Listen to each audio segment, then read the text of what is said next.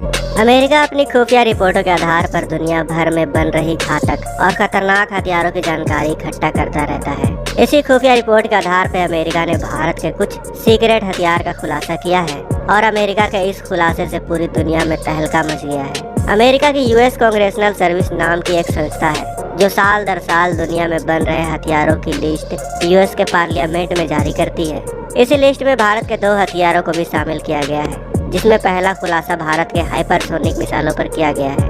आपको बता दें कि अभी फिलहाल हाइपरसोनिक मिसाइल डेवलप करने वाले देशों की लिस्ट गिनी चुनी ही है।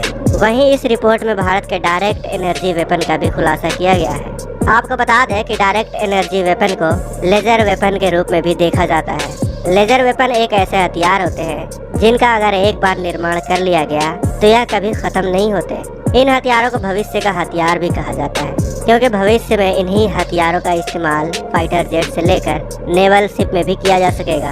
भारत का यह लेजर वेपन कितना घातक है, इसका अंदाजा आप इस बात से लगा लो कि इस हथियार को भारत के रक्षा मंत्रालय ने मैक 1 की कैटेगरी में रखा है।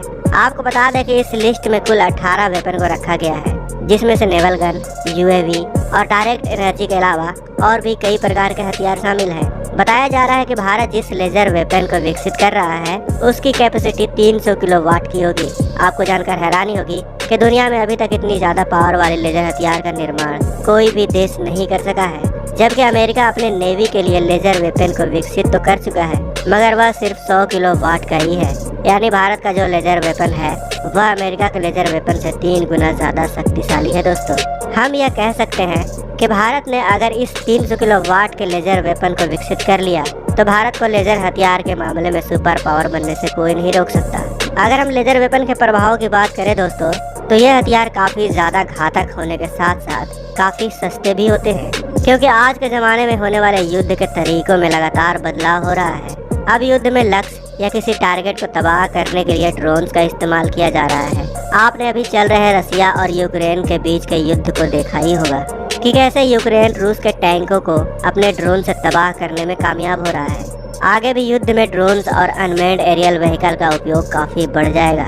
ऐसे में इन ड्रोन्स को मार गिराने में काम आएगा लेजर वेपन, क्योंकि ड्रोन्स को मिसाइल से मार गिराना काफी महंगा हो सकता है और लेजर वेपन एनर्जी से चलने वाली हथियार होने के कारण यह खत्म नहीं हो सकते। इसीलिए इसको भविष्य का हथियार भी कहा जाता है। दोस्तों, लेजर वेपन का इस्तेमाल हमारी सेना के लिए कितना सस्ता हो सकता है, इसका अंदाजा आप इस बात से लगा लो कि पिछले साल जब हमास ने इजराइल पर रॉकेट से हमला किया था, तब इजराइल ने इन रॉकेट को हवा में ही नष्ट करने के लिए अपने सबसे घातक एयर डिफेंस सिस्टम आयरन डोम का इस्तेमाल किया था। आयरन डोम ने लगभग सभी रॉकेटों को तो मार गिराया था, मगर हमास की ओर से छोड़े गए 4000 रॉकेट को मार गिराने के लिए इजराइल को 8000 आयरन डोम लॉन्च करने पड़े थे, जिसके वजह से इजराइल को करीब 10 मिलियन यूएस डॉलर खर्च करना पड़ा था। अब अगर हम बात करें अपने देश भारत की, तो भारत की LRSAM या अस्त्र जैसी मिसाइलों की कीमत 8 करोड़ के करीब आंकी गई है। मान लीजिए दोस्तों कि भारत चीन या पाकिस्तान दोनों में से किसी एक के साथ युद्ध लड़ता है, तो उनके ड्रोन्स या फाइटर जेट्स को मार गिराने के लिए भारत को अभी अपनी मिसाइलों का ही इस्तेमाल करना पड़ेगा, जो कि भारत को काफी महंगा पड़ेगा।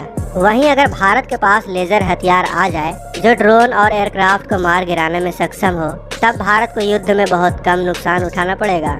आपको बता दें दोस्तों कि कुछ रिपोर्ट में तो यहाँ तक दावा किया गया है कि दरअसल भारत ने लेजर वेपन तैयार भी कर लिया है। पाकिस्तान ने कुछ साल पहले भारत पर लेजर वेपन इस्तेमाल करने का आरोप भी लगा दिया है। दरअसल पाकिस्तान के सीमावर्ती इलाके में कुछ साल पहले ग्लेशियर पिघल जाने के कारण उसके कई जवानों की मौत हो गई थी, जिस पर पाकिस्तान ने भारत पर यह आरोप लगाया था कि भारत अपने लेजर हथियार से बर्फ को पिघलाकर वह लेजर हथियार का टेस्ट कर रहा है, मगर भारत ने पाकिस्तान के इस आरोप को सिरे से खारिज कर दिया था। आपको बता दें कि भारत अपने भविष्य के फाइटर एयरक्राफ्ट में भी इन्हीं एनर्जी हथियारों यानी लेजर हथियारों का इस्तेमाल करने वाला है। यही वजह है कि भारत AMCA और FUFA प्रोजेक्ट के लिए एक ताकतवर जेट इंजन की तलाश कर रहा है, ताकि इन एनर्जी हथियारों का इस्तेमाल इन फाइटर जेट में किया जा सके। आपकी जानकारी के लिए बता दें दोस्तों कि अभी भारत जिन फाइटर जेट में इन एनर्जी हथियारों को लगाएगा वह कम पावर की होगी, लेकिन युद्ध में अहम भूमिका निभाएंगी, क्योंकि दोस्तों इन हथियारों के लड़ाकू विमान में लग जाने के बाद युद्ध के लिए तैयार करने में ज्यादा समय नहीं लगेगा जितना समय एक लड़ाकू विमान में मिसाइल लोड करने में लगता है। आपको जानकर खुशी होगी कि इस प्रोजेक्ट पर DRDO काफी तेजी से दिन रात काम कर रहा है। शायद इस हथियार के गुप्त होने के कारण इसकी कोई भी डेट फिक्स नहीं हुई है कि यह बनकर कब तक तैयार होगी, लेकिन अमेरिका के खुफिया रिपोर्ट से जिस तरह हड़कंप मचता दिख रहा है उससे यह अंदाजा लगाया जा सकता है कि DRDO इसको साल 2023 से साल 2024 तक बनाकर तैयार कर लेगा। तो दोस्तों, DRDO की कड़ी मेहनत और इस हथियार के लिए वीडियो को लाइक और दोस्तों के साथ शेयर करना तो बनता है।